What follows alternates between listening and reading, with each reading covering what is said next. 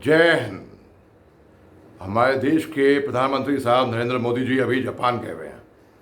Japan में बुदोकन शहर में उनके पूर्व प्रधानमंत्री शिंजो एब की फ्यूनरल सेरेमनी है, जो कि जुलाई 8 को एक तकरीर कर रहे थे जापान में।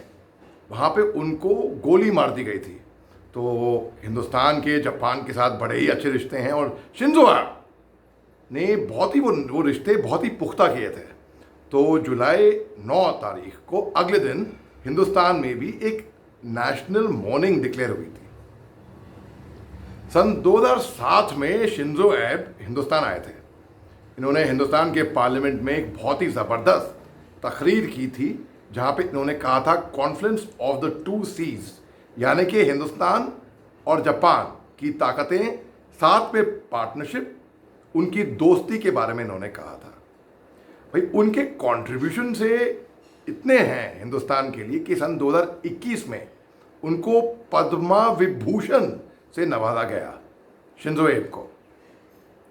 अब हमारे प्रधानमंत्री साहब क्योंकि जापान में होंगे और वहाँ पे 100 देशों के रिप्रेजेंटेटिव्स आए हुए होंगे, 20 तो हेड ऑफ स्टेट्स होंगे।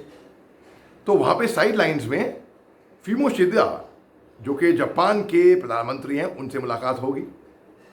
और जो प्रधानमंत्री जहाँ पे जा रहे हैं, जिनका फ्यूनरल के लिए जा रहे हैं, उनकी विडो, उनकी वाइफ जो हैं अकी जी, तो उनसे मुलाकात होगी। और अकी एब, उनसे भी मुलाकात होगी। और क्योंकि जब उनको नारा में गोली मार दी गई थी, जो कि जापान की साउदर्न सिटी है नारा, वहाँ पे वो तकरीर कर रहे थे। अब हिंदुस्तान और जापान के जो रिश्ते हैं वो बहुत ही मजबूत हैं। इसी साल बल्कि मार्च में जापान के प्रधानमंत्री फुमियो किशिदा हिंदुस्तान आए थे मार्च में। जब आपको याद होगा कि बहुत से फॉरेन विजिट्स हो रहे थे हिंदुस्तान के, बहुत से डिप्लोमेट्स, हेड ऑफ स्टेट्स आ रहे थे हिंदुस्तान।